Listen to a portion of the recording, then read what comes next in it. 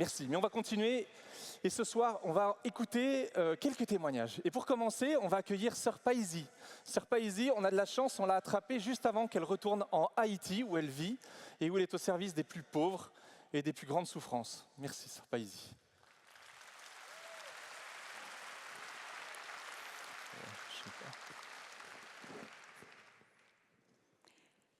Sainte Teresa de Calcutta, en 1947, a eu une vision.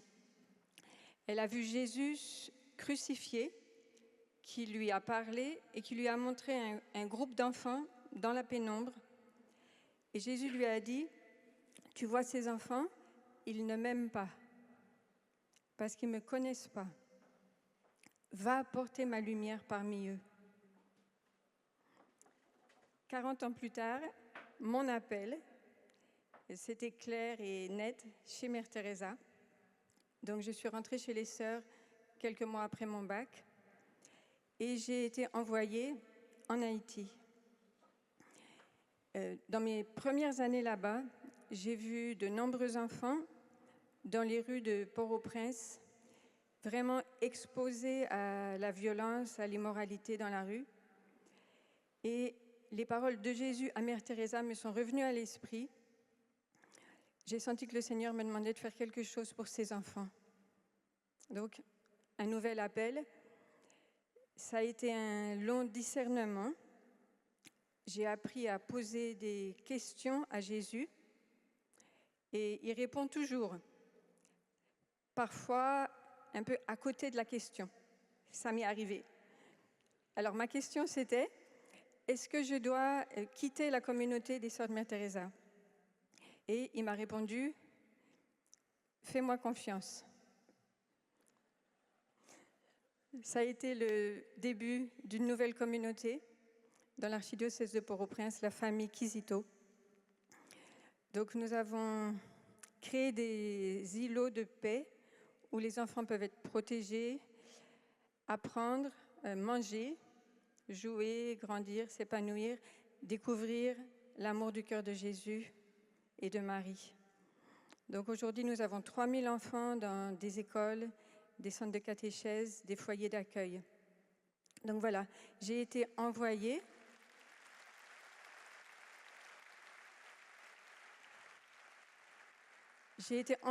pour proclamer la bonne nouvelle aux pauvres, mais les pauvres m'ont aussi annoncé l'Évangile. Je vais vous donner 3 exemples.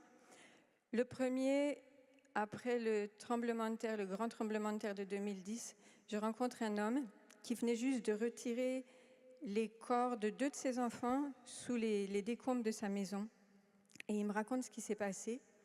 Et à la fin, il me dit « Bon Dieu connaît » en créole, « Dieu sait ». Ce qui m'a frappée, c'était la paix, le ton de sa voix.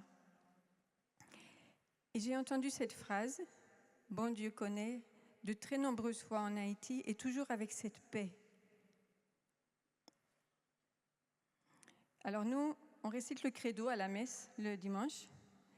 Eux, ils ont choisi précisément ce moment de grande souffrance pour professer leur foi en un Dieu bienveillant, un Dieu qui est présent, un Dieu qui sait, même si nous, on ne comprend pas. Alors Haïti est le théâtre de grandes violences. La pauvreté elle-même est violente. Quelques chiffres, on n'en parle pas beaucoup dans les médias, mais par exemple en 2023, il y a eu plus de personnes tuées en Haïti qu'en Ukraine. En 2024 et 2025, ce chiffre a augmenté. Donc voilà, j'ai été souvent appelée à m'occuper de personnes blessées par balles, même porter des corps de personnes qui ont été tuées, accueillir des orphelins, accueillir des femmes aussi qui ont été victimes de viols collectifs. Voilà, dans ce contexte, c'est mon deuxième exemple, Natacha. Natacha arrive un jour avec un petit garçon. Elle était très inquiète parce que son fils était malade. Et on passe un bon moment à parler de son fils. Et à la fin de la conversation, je lui demande « Mais vous, est-ce que vous avez été victime de violence ?» Alors elle hésite un petit peu et puis elle me dit oui. Et elle me raconte une histoire horrible. Elle a été violée par 7 hommes. Elle pleure un petit peu. Et à la fin, j'entends « Bon Dieu connaît », avec cette grande paix dans sa voix.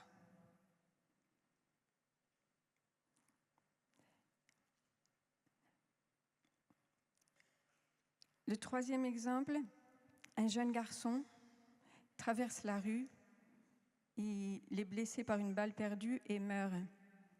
J'ai été vraiment en colère, je me plains à Jésus et je lui dis, on n'arrête pas de prier pour la paix, et voilà, regarde le monde. Et j'ai senti que le Seigneur me répondait et qui m'a dit, je te donne ma paix, je te l'ai déjà donnée. Et à ce moment-là, moi, j'ai pris conscience qu'en fait, c'était vrai. Au fond de moi, j'avais cette paix. J'ai perçu aussi cette paix dans le cœur de ces femmes que je côtoie tous les jours. Parce que le Christ est notre paix et il est présent. Il est là, maintenant. Il nous donne cette grâce dans l'instant présent, pas dans le passé, pas dans le futur, mais maintenant. Et il est là ce soir aussi. Et il vous appelle. N'ayez pas peur de répondre à son appel et que sa paix soit avec chacun d'entre vous.